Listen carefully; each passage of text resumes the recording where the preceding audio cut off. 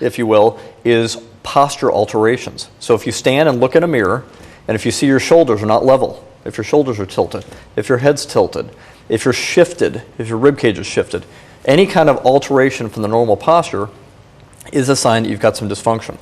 And so that's a real good sign for a patient, I need to get checked. But if anybody's got any questions, go to their local chiropractor, get a checkup.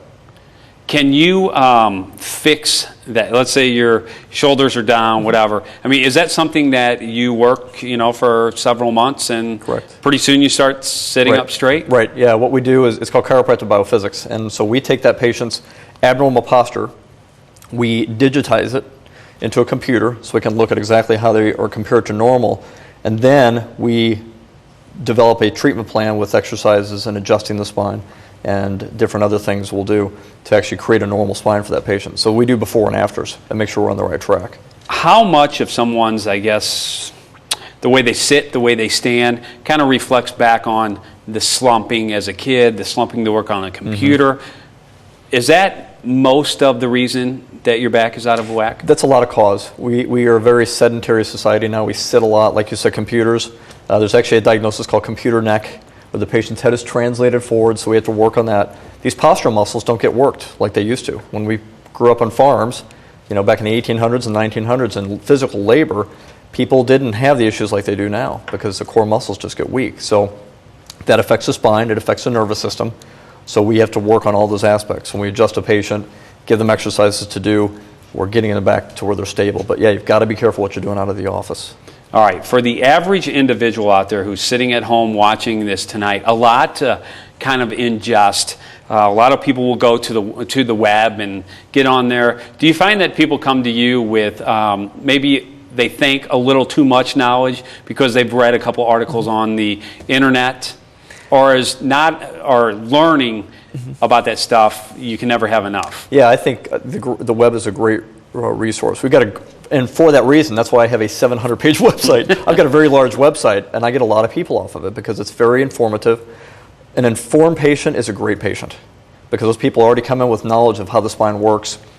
They know they have an issue, and so they come in ready to get fixed. And most of our patients are referred, so they know, that we do corrective work, so they're kind of ready for that and ready to take that next step and doing the nutrition work. But yeah, I think the web is a great resource. This might be a crazy question, but does someone only come and see you or a chiropractor with a hurt back issue? Or do you see people come with, shoulder, elbow, knees, legs, because they feel it might be part of the back causing that? Yeah, I pretty much see everything. And I'd say probably 50% of my patients that come in for an adjustment have no pain. They come in because they feel great and they want to stay that way. And so they'll say, hey, I got a shift in my ribcage, doc. I'm feeling okay, but this isn't right. So we'll adjust them. And sometimes we have chronic problems we have to just work on. But I want the patients coming in after they've been in pain, feeling better, and then when we tune them up, just like going to a dentist, you don't get your teeth cleaned because they hurt, you want to maintain them. And so that's a lot of what chiropractic's about, is maintenance of health. All right, we've got about 2 or 3 minutes left here. Herniated disc and back problems in general. How, once you herniated disc, kind of explain what that means when it's just bulging and when it's actually herniated. A bulge the disc is like a jelly donut. So when you bulge a disc, that's when the material, the dough, has torn a bit, and so the jelly material kind of blobs out and pushes against the tissue, and that can hit the nerve root. A herniation is when that jelly material has completely gone outside the confines of that disc. So that's what I have. But just because you have a herniated disc doesn't mean it's like a death sentence. I mean, I'm functioning quite well, and I have virtually no pain. I get adjusted on a regular basis and keep myself strong. But if somebody has a herniation or a bulge, we can still effectively treat those. We do something called spinal disc decompression, which is very effective. It creates a vacuum effect in the disc. It's non-surgical, it's non-invasive. Most people fall asleep during the treatment. It's very comfortable, and we get good results. It seems like the last thing anybody ever wants to hear is I have to have surgery on my back. Is that the total last case scenario? Absolutely, yeah. And we actually have neurosurgeons that have referred patients to us because we do spinal disc decompression. They say, hey, you can't uncut you. Once I cut you, that's it. So let's try some conservative treatment first. And there are those patients that they've waited too long, they have too much damage. But in my 18 years of practice, I've only had 3 patients have had to go to surgery, which is pretty good odds. So as a wrap-up to everything you do on a daily basis with the nutrition response testing, all the stuff, the work on the back and getting somebody back into shape, what would you want as a whole, everybody out there who are probably sitting on their couch right now, like I do every eating donuts, evening, no. eating donuts Drink and the ice soda. cream, yeah. What would you want them to know, just overall about their health? To take charge of your health. Don't ignore your health. Just because you feel okay doesn't mean that you're healthy. Health is not defined by how you feel. It's truly how your body functions.